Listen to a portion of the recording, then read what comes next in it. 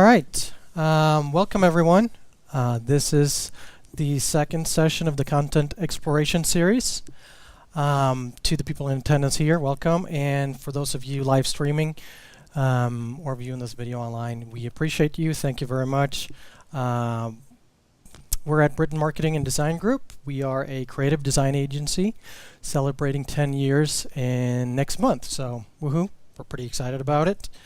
My name is Nick Holting. I am the resident Swede and the content strategist here, and I'm also your host for today. This is our second session.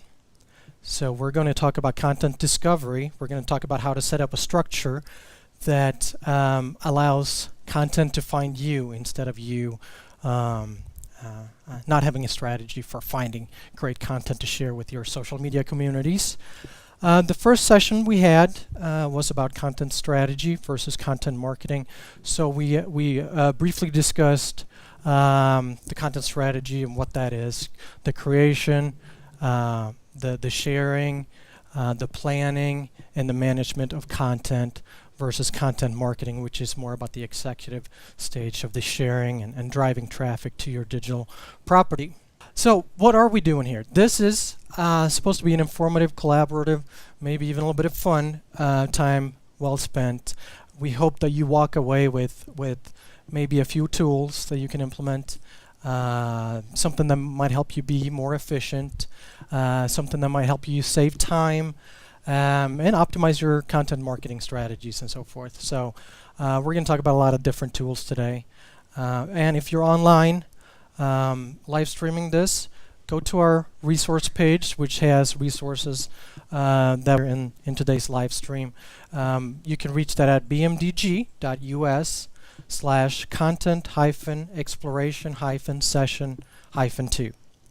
So once again, bmdg.us/content-exploration-session-2. All right, great. So what is the Observatory? That's where we are right now. For those of you here, it might not be a new thing to you, but if you're live streaming this or watching this video and you never visited, please come visit us. But the Observatory it's our content creation studio. It is our real-time listening and social media monitoring hub. It's a creative collaborative space where we pull in our different cross-functional teams that we have across our company. And it's also really a command center for our digital communication space. So we also have something that we call the lab. And the lab is kind of our testing and playground where we try to figure out how to integrate our design think with the more functional digital landscape. Just a quick overview of what the content exploration sessions are. They will run monthly through 2016. It's a 12-part series.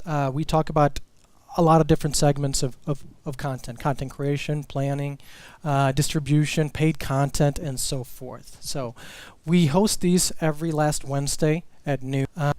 And it is our second session, and we'll be modifying and adapting.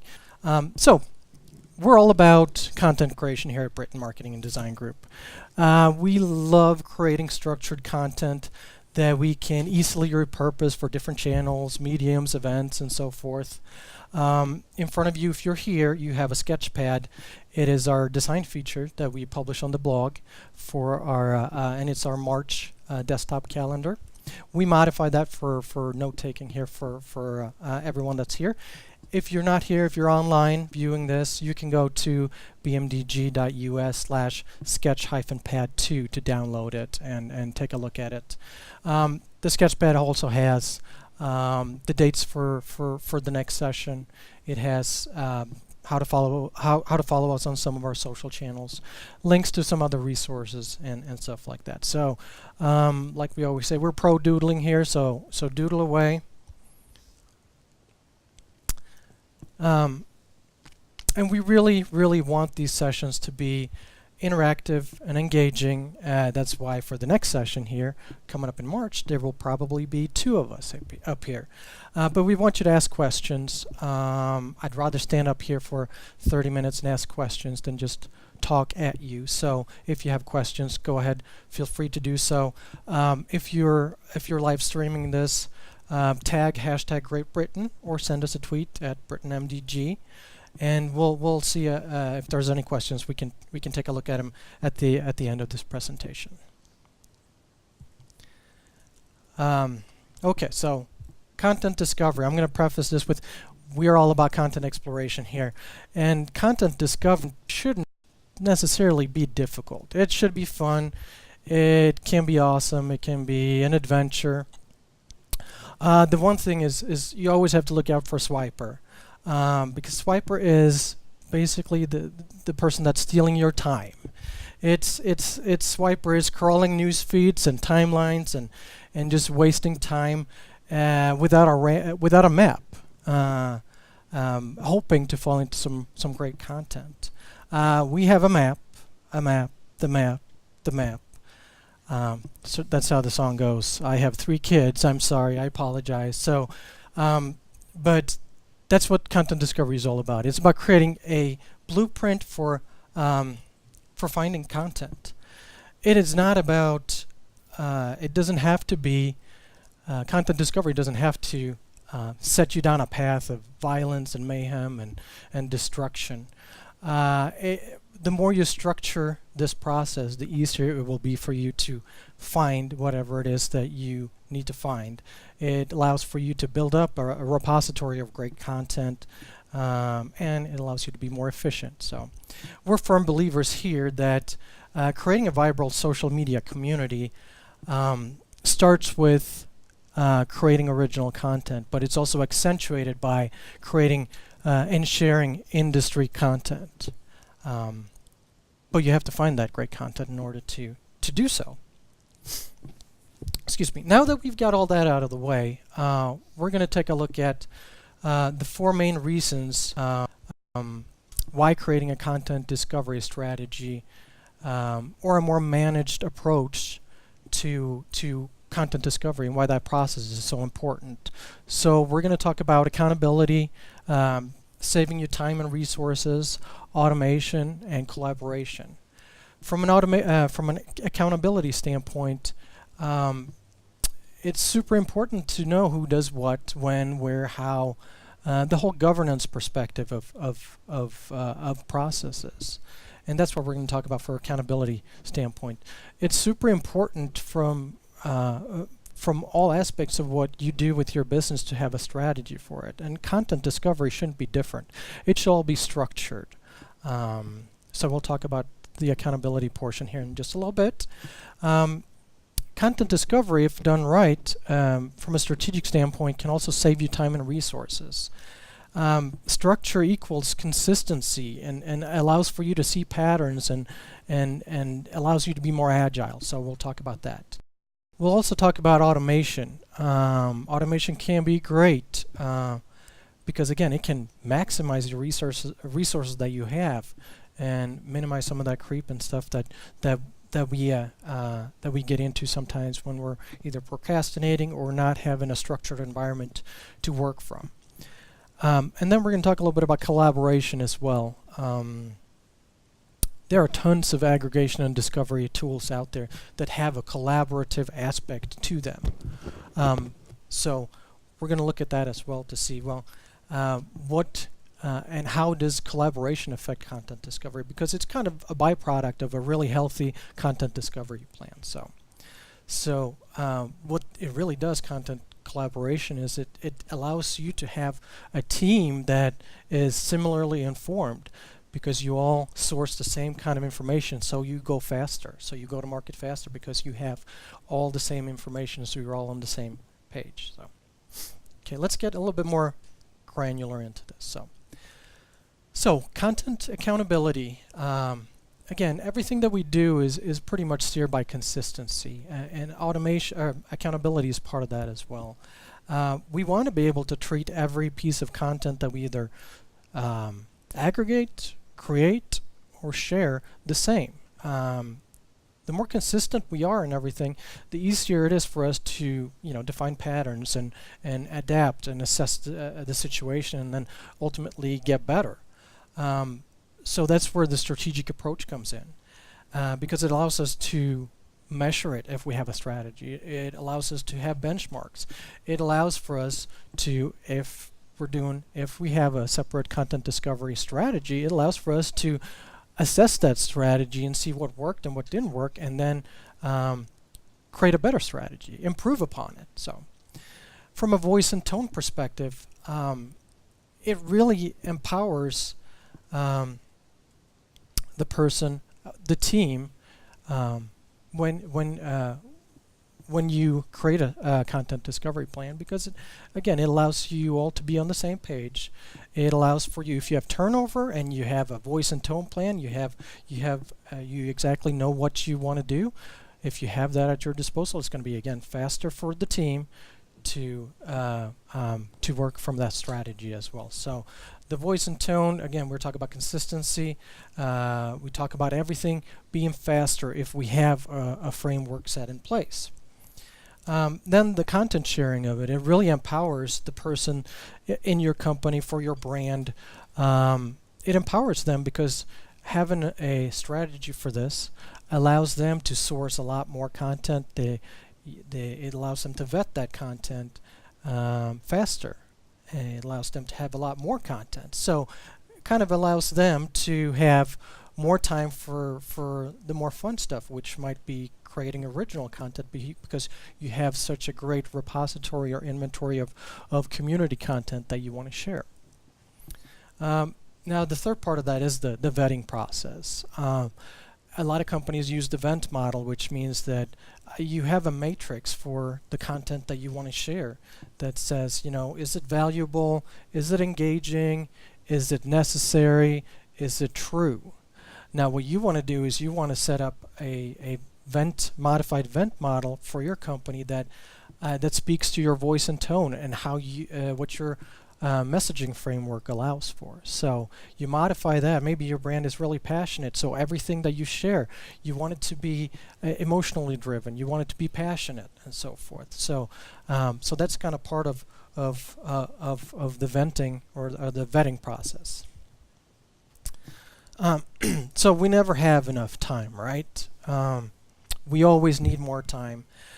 So what that leads us to know or believe is that if there's a way for us to do our job just a little bit faster, or just a part of a job faster, we'd kind of love it.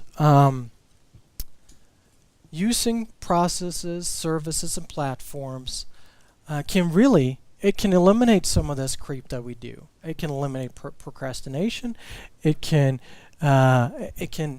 take us away from that echo chamber a little bit. It allows us to source and vet information and content faster, like I keep saying. It gives you a structured approach to something that in the past has always been kind of, what's that person doing on social, for instance? They're just out there surfing and trying to check timelines and such for different pieces of content that might be something that they can share. Creating that structure where content finds you instead will eliminate some of that. You should still always have an outreach strategy, because having an outreach strategy enables you to engage your followers and fans and so forth. It allows for you to check native notifications and all that good stuff, but it's kind of more parallel with having a good discovery strategy. So content automation, we've been hearing about robots. It's been prophesized that robots will eventually take over, and we'll stay steadfast and monitor the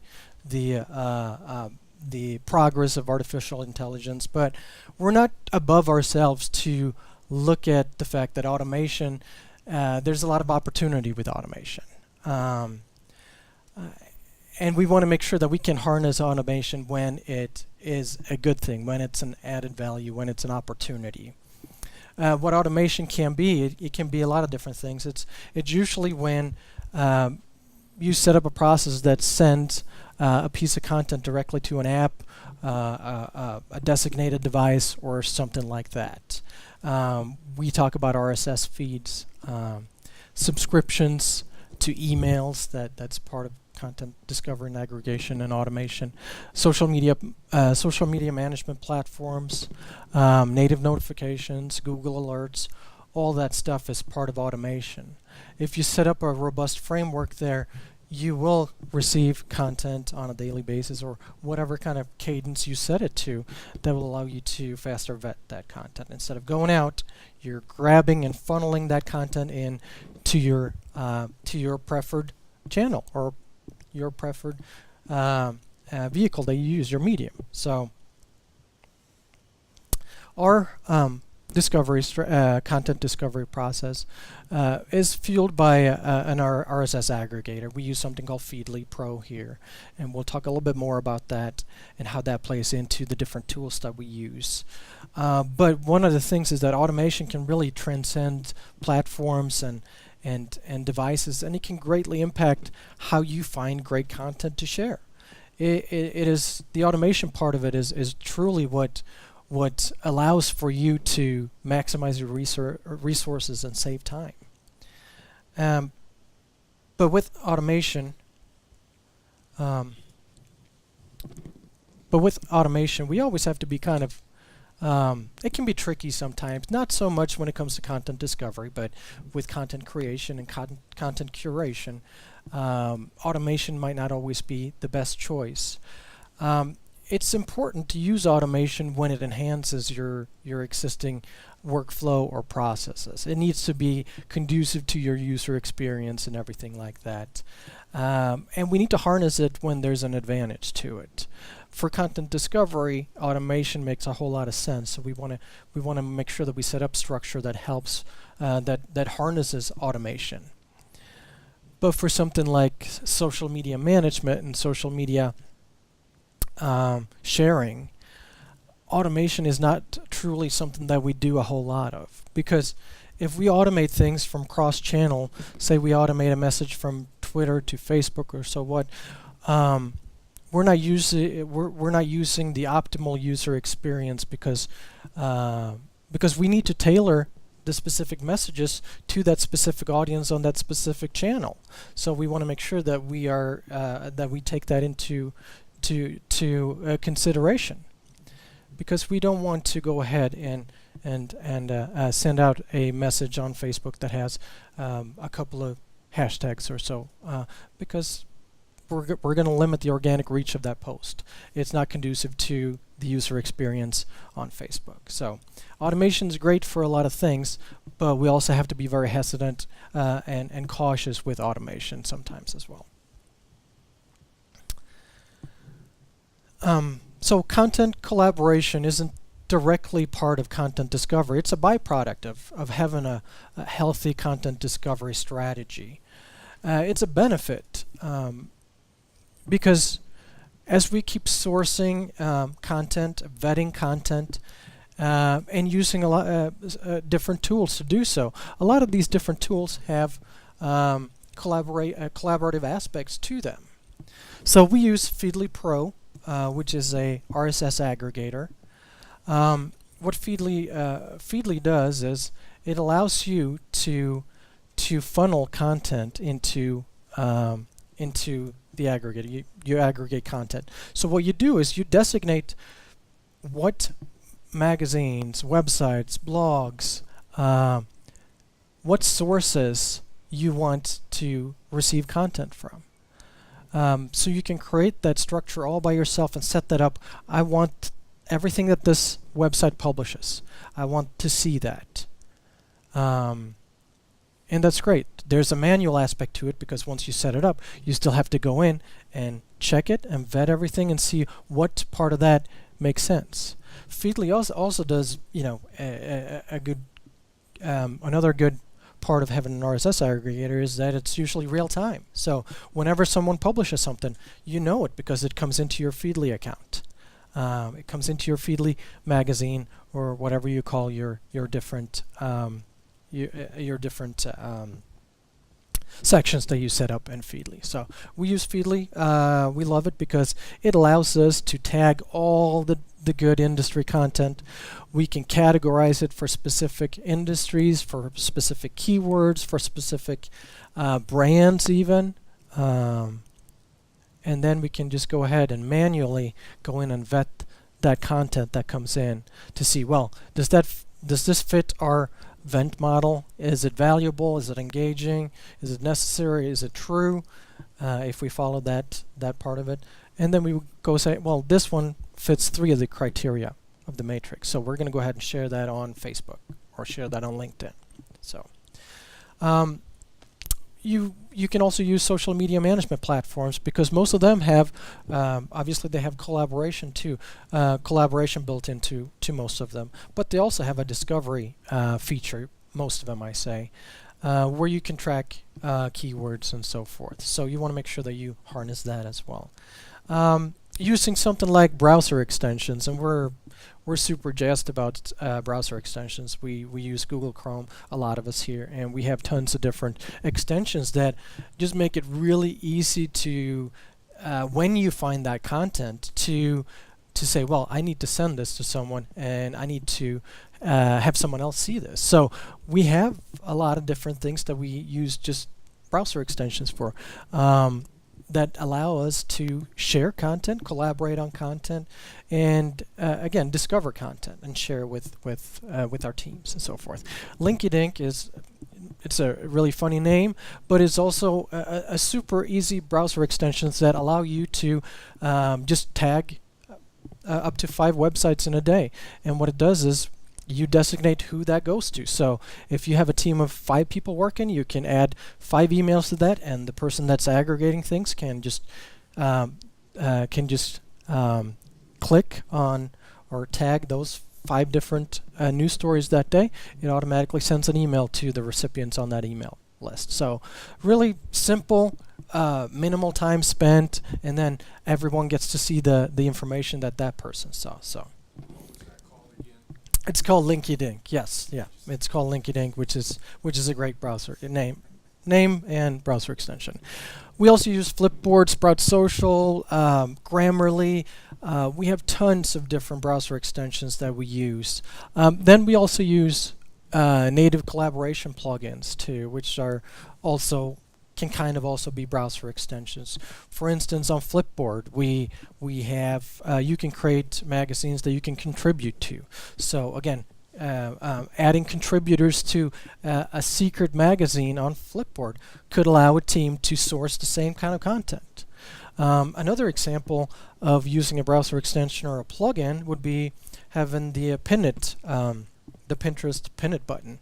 What you can do is you can create a secret board on Pinterest, and then you can have your team pinned to that secret board, whether it's a mood board for a potential client, or it's editorial options and ideas for your upcoming editorial schedule, or whatever it is. There's a lot of fun things that you can do with some of these collaboration tools that are kind of part of content discovery, but also kind of more of a bonus too. You can also use native apps like Google and things like that. They all have collaborative features built into them. Storify, another thing that you could use that for, is just curate the story. If there's a big news thing that's happening where you have to pull sources from a lot of different channels and websites and so forth, throw it into Storify and share with your team. So to us, our discovery, our content discovery mantra is not necessarily stop, collaborate, and listen. It's more listen, collaborate, and share. But it doesn't quite have the same nostalgic ring to it. But it is important as well, because we want to make sure that we always collaborate and listen to what's being said in that specific social media community, so we can share the more appropriate content. So, talk a little bit about community building. It's not necessarily part of content discovery, of course, but it is again. It's a healthy content discovery strategy can really boost your community building and lay the foundation of a healthy social media community. And we're firm believers of that, because as we all know, sharing is caring, and that is very evident on social media platforms. You want to be a helpful partner of any community that you're in. You want to be a contributing partner of a social media community. you don't want to just push your own content. You want to share your peers, your industry-related content, your on-brand content, even your competitors' content, because when it all comes down to it, good content is just good content. So good stories and everything is something that it doesn't really necessarily matter who's creating it. It just matters that my audience would probably love to see this. So that's why the community building aspect is part of content discovery. It will fuel content discovery, because if the richer your content discovery plan is, and that structure will allow you to find more of that great industry related content to share. And when it comes down to it, social it's social, right? There's a reason for why it's called social media and social networking. It's kind of your obligation as an organization, as a brand, as a marketer, to be social and helpful and friendly on these channels, because no one really wakes up in the morning saying, "Oh yeah, I can't wait to go and engage with some brands today on social media." That's not really how we operate. So you always have to have that, keep that in mind. Is you want to make sure that you make your audiences, your customers, your fans, their lives a little bit better by creating helpful and useful and fun and interesting content. So these are some examples of just some content discovery platforms. As I put them up here, I'm sure half of them are already obsolete, and there's probably a million more here. So the thing with showing some of these is that it's really a rapid cycle for producing and creating new apps and platforms. You don't necessarily want to go all in with just one thing when it comes to content discovery, content creation, or content marketing, or whatnot, because there's so much iteration going on. There's so much creation going on. There's so many different platforms that are launched on a daily basis. There's no mega tool out there that can just take care of everything you want. If there is, let me know, please, because I want it. But I don't think there is. So you want to go ahead and kind of source and try and test the platforms that work for you. If I want to plug one specific platform, it would probably be Product Hunt, which is something really cool. It's a really vibrant community of entrepreneurs and startups, and so they have the pulse on pretty much anything that's launched in the tech world, all new social media platforms, and all that good stuff. So Product Hunt is definitely something that you should be keeping an eye on if that's conducive to your industry that you're in. So, to recap, having a content discovery framework is important because it allows you to share great industry-related on-brand content. It allows you to create a framework for content discovery that can effectively, it can clarify your accountability and your governance. It can save you time and resources. It can foster collaboration. And it can also harness automation for good. And maybe most important of all is that it can help you with creating really vibrant social media communities. So that's all we had to go over for content discovery today. Our next session is going to be on March 30th. It's going to be about content planning. We will be talking about editorial calendars, production process, workflows, governance again. I think I've said that a couple of times today. And more than likely there will be two of us up here, so we're excited about that. Our main goal with these sessions is to get better. We